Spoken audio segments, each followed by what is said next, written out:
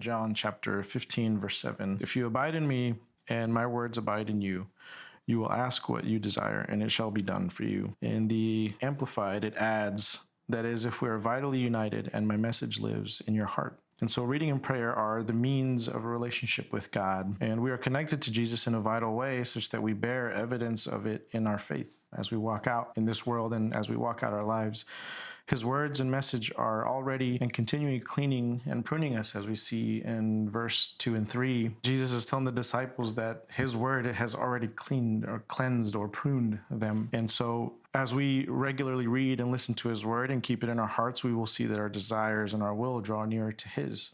In chapter 14, verse 23, we read that the Lord will make his dwelling or home with us as a result of this faithful abiding in him. In 2 Timothy chapter 3, as we heard from Dave last week, we see the many fruits of what the faithful keeping of his word does. It made me think of this quote from Spurgeon: "It becomes safe for God to say to the sanctified soul, ask what thou wilt, and it shall be done unto thee. The heavenly instincts of that man lead him right. The grace that is within his soul thrusts down all covetous lustings and foul desires, and his will is the actual shadow of God's will.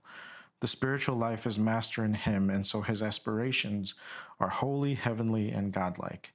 Prayer, then, is the natural outgushing of a soul in communion with Jesus." I want to end with this. In verse 11 of chapter 15, Jesus goes on to tell us that he has spoken these things so that his joy may be in us and that our joy be made full. And during these times, I think it is a good thing for us to demonstrate as a church that we are full of the Lord's joy and that joy pours forth and gushes out from us to be able to share the hope and the joy that Jesus Christ can give to us for those that need it, and everyone does.